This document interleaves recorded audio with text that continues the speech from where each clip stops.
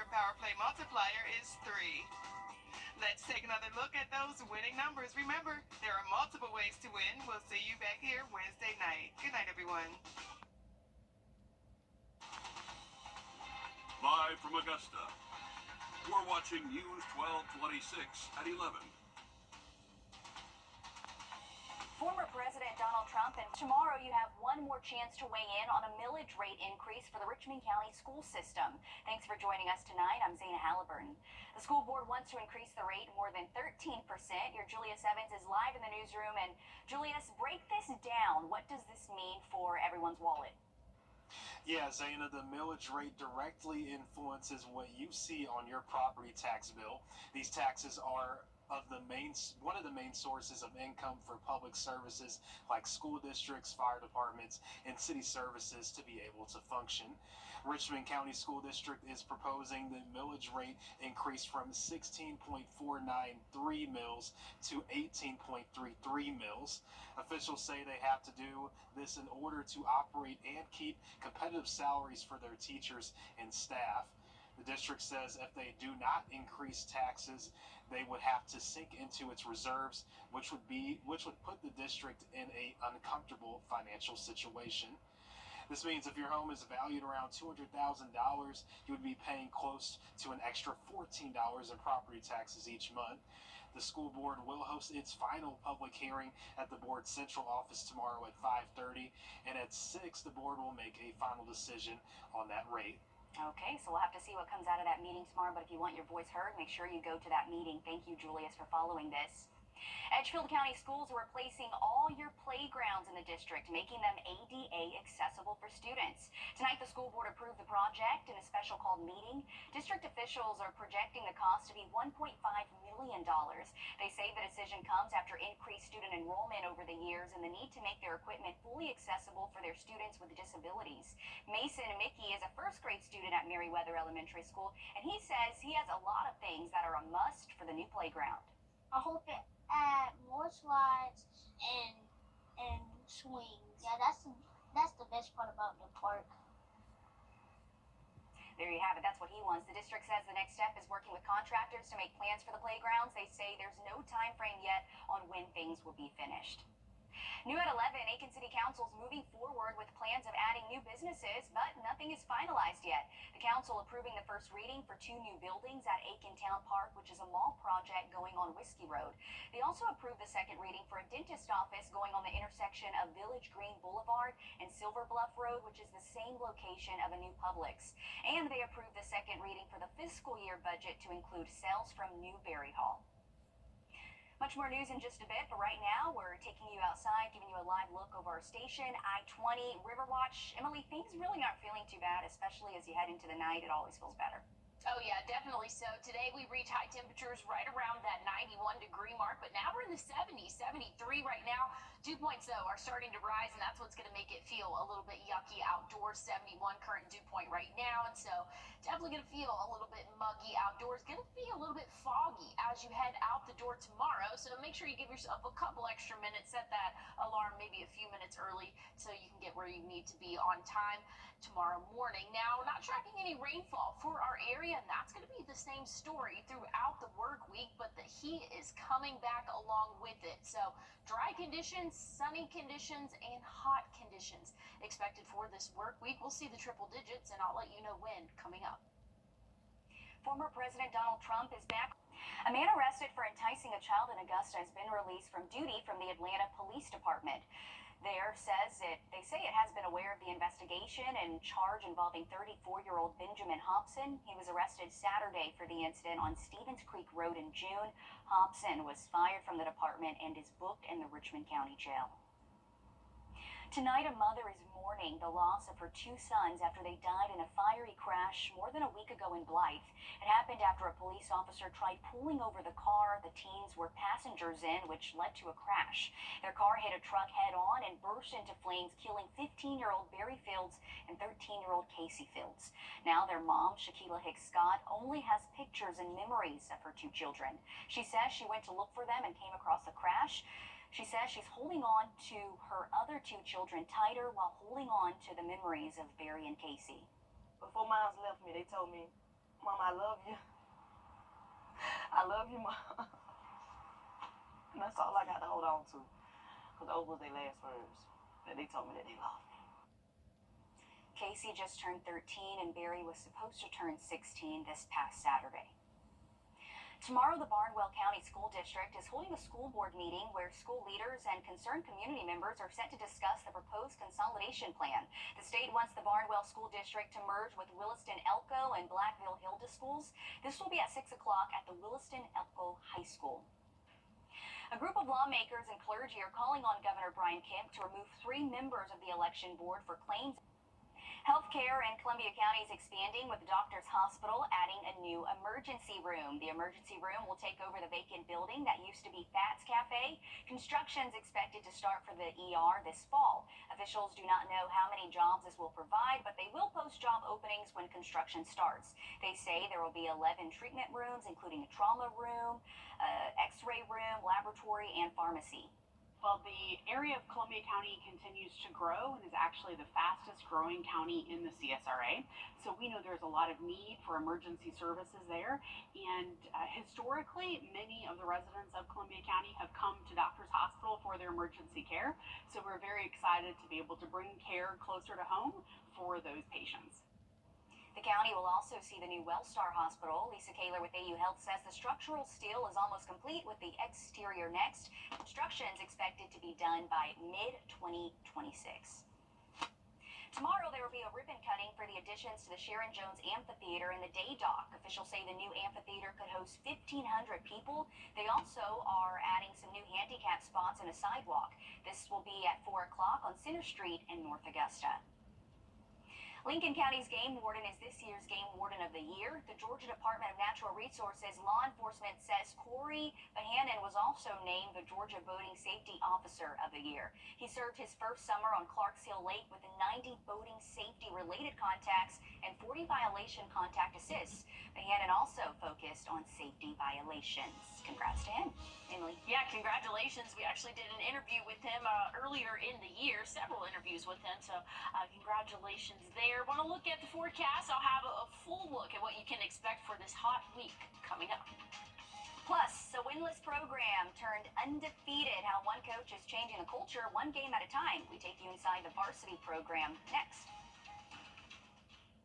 Every time you visit Parker's Kitchen, your support makes a difference, impacting education for kids of all ages. And none of this happens without you. When you dig deeper, because getting to the truth is what matters. When trust is earned every day. When being behind the desk just isn't enough. When you know there are problems, but look for those finding solutions. When you're trained to track and sound the first alert and know exactly who is relying on you. That is trusted. That is local. That is News 12. Proud to be recognized with a National Edward R. Murrow Award for overall excellence. Proud to be on your side. A weaker than expected this advertising. Hey, welcome back. If you're out this late, guess what? It's not feeling too bad, but hopefully you took advantage of this evening because, Emily, we were mentioning this all day today, but tonight was actually the last day that we would see 8 p.m. or later sunsets. Yeah, I took my dinner outside. Just wanted to soak in that last 8 p.m. sunset until April. Now, granted, tomorrow we'll have the sunset 7:59. Not going to be a big difference there, but as the weeks go by, we will start to dwindle, and we'll be right around 7 p.m. By October. So it's getting shorter. It feels like it out there. 73 current temperature right now. Feels like 73. That dew point is starting to rise, and that's what's making it feel like summer outdoors for us. And that's what we're seeing all across the CSRA. Those higher dew points means feels a little bit muggy outdoors for us, and that's pretty typical for the summer months. So summer is not over yet. So I know we had that false fall over the past couple of days, made it feel a lot better outdoors, but summer is still here, and it's coming back full swing throughout the week. Dry conditions overnight tonight. That's going to be the story throughout the greater part of the week as we have this high pressure system moving south and eastward. That's going to bring us lots of sunshine, higher temperatures, and higher dew points. So again, it's still going to feel probably like the middle of July, this upcoming work week for us, and even into our holiday weekend. I'm talking triple digits feels like temperatures there. We'll see at 100 tomorrow. Going to feel like 104. That looks to be our hottest day on Thursday, but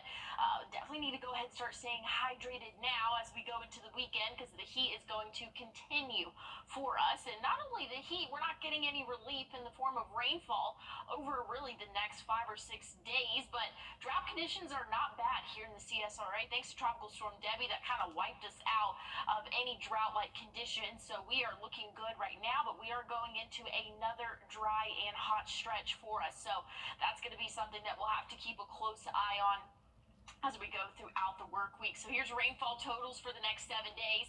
This is all probably going to accumulate next Sunday and Monday. So not much rainfall. We're talking anywhere from maybe 1/4 of an inch to maybe an inch in some spots, and that's over the course of 2 days. And again, that's not going to happen until Sunday and Monday of next week. So it's a holiday weekend.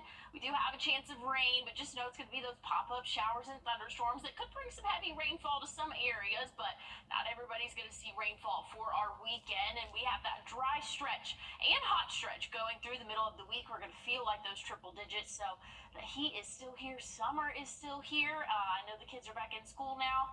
Labor Day is just around the corner, but the heat is sticking around. On your sideline. Okay, listen to this. Up until this season, the Georgia School for Innovations and Classics had never won a football game. This year, they've won 2 in a row and stand undefeated. Joseph Doring tells us how the tide has changed in Hepzibah.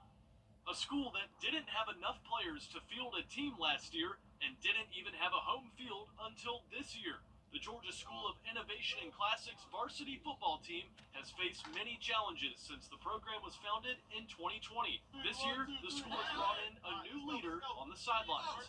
We want to play football. We want to play football the way that it's supposed to be played, and I'm not sure it was like that before. Head coach Arthur Marshall III has already led the GSIC Patriots to 2 wins to start the season, taking down Community Christian and Palmetto Christian. 2 more wins than the school has ever seen in program history. The boys needed something to believe in, and I'm glad that we were able to get that first win. I think the previous coaching staffs definitely did the best job that they could. Coach Marshall's roster this year consists of less than 30 players. Some of them are upperclassmen who have never played football in their entire lives. I have 2 seniors that start that have never played football, so it's more so been that learning curve to get them caught up to speed. Regardless of the size of the team, they haven't lost a game so far this year, and the smaller roster has only helped to create an even closer bond between its players. It's definitely good to see all the guys just happy and just to have the morale up and just to have a good standard from which Coach Marshall put in. It's like a family. It's like another family. GSIC will look to keep making history this season Friday night as they host the defending South Carolina state champions, the Jefferson Davis Academy Raiders. Joseph Doring on your side. Is running right into the T-Red record books. Each of his previous 3 seasons, he's ran for 1,000 yards each. In one game, he's already clocked 303 yards on 37 carries with 4 TDs. Those 4 helped push him past Chris Roberts' career 51 touchdowns set in 2017. Edwards' 54 puts him at the top of the South Aiken all-time rushing touchdowns list. Okay, you may see him in action if you scan that flow code and choose that game for this game of the week. South Aiken at Lakeside, Strom Thurmond at Silver Bluff, and Lincoln County taking on McCormick. Those are your options. Just go ahead and scan and choose. You never know where you're going until you've acknowledged where you've been. Carson Beck took over the Jogs offense last season. Remember that? Yeah, that felt like it had some mixed reviews. You can go ahead and throw that out the window. He returns as the country's leading passer.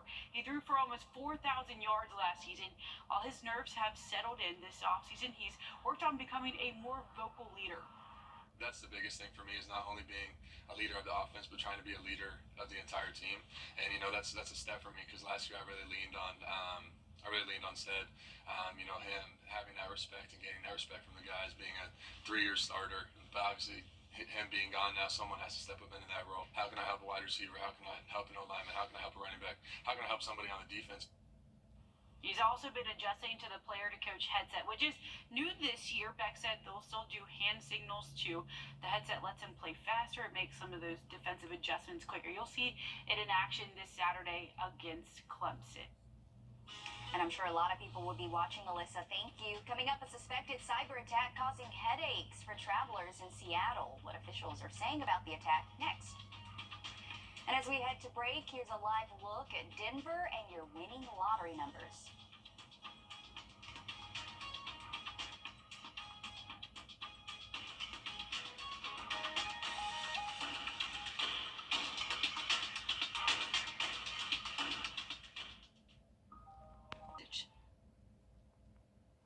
A suspected cyber attack is causing operational headaches at Seattle-Tacoma International Airport, the largest in the Pacific Northwest, leaving weekend passengers frustrated and officials struggling to get all systems back online today as the busy Labor Day travel gets underway. As Laura Aguirre explained, cybersecurity experts warn these attacks could be test runs for something bigger.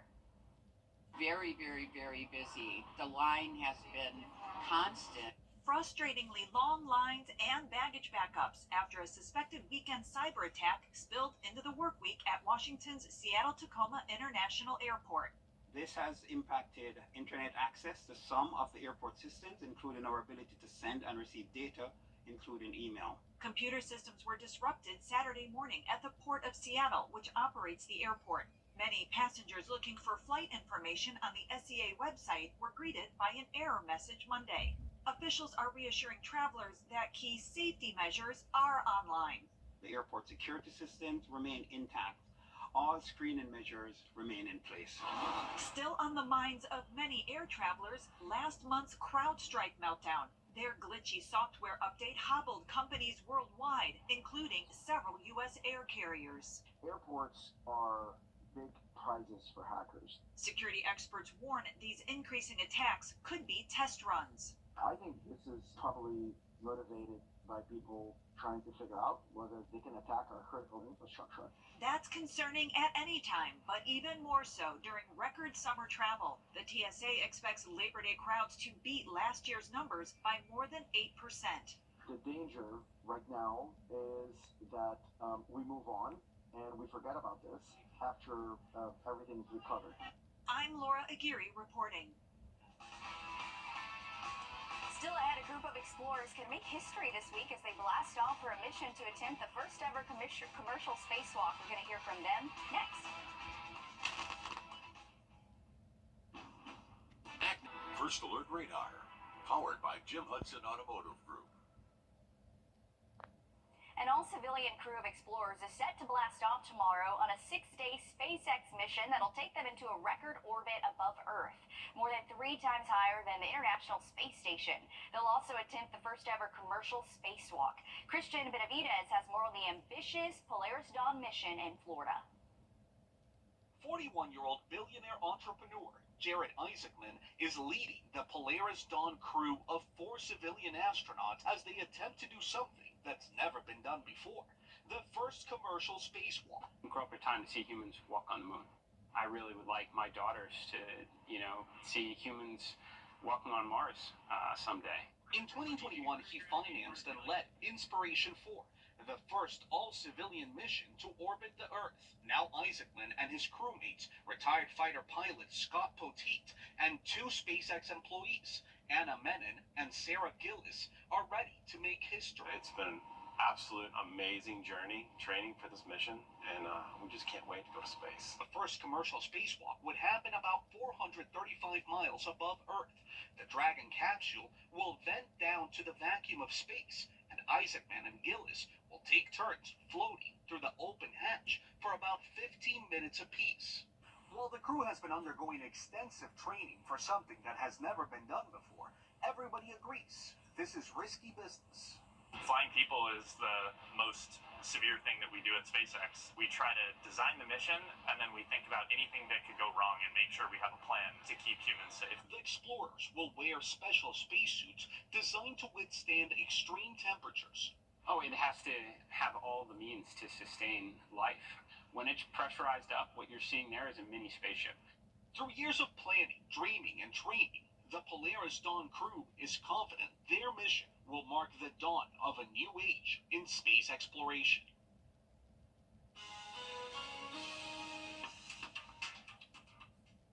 Ivan Temp, brought to you by your First Alert weather team. I'm Attorney George. Well, guess what? It's International Dog Day, and here's some pictures of dogs sent in by our viewers. So thank you for sharing these lovely pups. Sweetness. This is my favorite day probably of the year. I had no idea it was International Dog Day. I honestly think International Dog Day, it happens a couple times a year. Okay, I honestly feel that too. Yeah. National Dog International, and then this is Nat Day. Okay. Yeah, and you've got like Pet Day. Everybody does that too. And they have like Breed Day, like Golden Retriever Day. Yeah. But they should be celebrated every day. I love Every day. dogs. All of your animals. All the treats. And if you didn't give your dogs treats today, guess what? You still have time. Thanks for joining us tonight. Be sure to join News 12 in the morning. Have a good night.